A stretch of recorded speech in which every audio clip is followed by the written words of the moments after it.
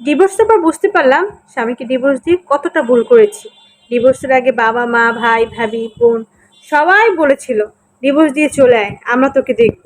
কিন্তু এখন কেউ আমার পাশে নেই। আমি আমার স্বামীর সাথে 2 বছর সম্পর্ক করে বিয়ে করি। বিয়ের পর খুব ভালোই কাটছিল। আমি বরাবরই একটু জেদে টাইপের মেয়ে ছিলাম। আমি আমার স্বামীর সাথে 5 বছর সংসার করেছি। এই 5 বছরে মনে হয় 5টা দিনও তার সাথে আমি ঝগড়া ছাড়া থাকিনি। প্রথমত দোষটা আমারই ছিল। সবসময় আমি আমার স্বামীকে উল্টো-পুল্টো কথা বলতাম, আবার আমিই কান্নাকাটি করতাম, আমিই যা খুশি তাই করতাম। আমার স্বামীর তেমন কোনো দোষই ছিল না। আমার একটা ছেলেও হয়েছে।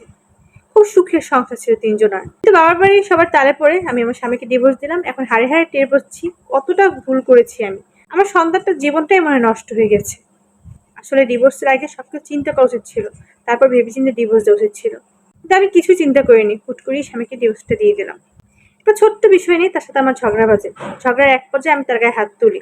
তারপর সে আমার সাথে চেঁচামেচি করে। সে আমার সাথে আজে-বাজে কথা বলে। সে আজে-বাজে কথা বলছে সেইটা শুনেই আমি আমার বাবার বাড়ি চলে আসছি। বাবার বাড়ি আসার পরে আমার ভাবি, আমার মা সবাই আমাকে বলছে, "এত বড় কথা বলল? চলে এসেছিস ভালো করেছিস। এখন ওকে ডিভোর্স দিয়ে দে। তোকে আমরা দেখব।"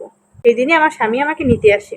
নিতে আসার পর আমার মা, ভাই সবাই আমার স্বামীকে আজে-বাজে অনেক কথা বলে। তারপরে সে মুখ বুজে সব সহ্য করে আমাকে নিয়ে চলে যায়। আবার ২ দিন পর আবার তার সাথে আমার ঝগড়া বাজে।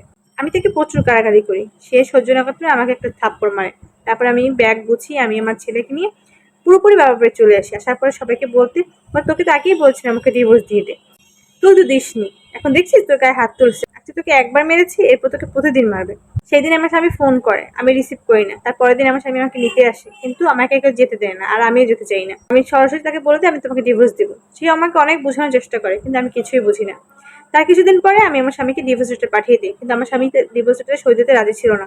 তারপর আমি জোর করে তার কাছ থেকে সই নিই। আমার বাবার বাড়ির সবাই মিলে তার কাছে জোর করে সইটা নেয়। তারপর থেকে শুরু হয় আমার বাবার বাড়ির অত্যাচার। তারপর থেকে আমার ভাবি যেন আমাকে দেখতেই পারে না। তবে বোনের বাড়িতে গেলে বোনও দেখতে পারে না।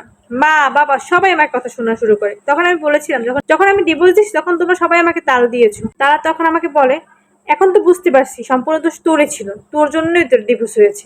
আমার ছেলেটা তো খুব অসহায় হয়ে গেছে। আমি এখন বুঝতে পারছি আমি ভুল করেছি। সবাই আমার ছেলেটার জন্য দোয়া করবেন।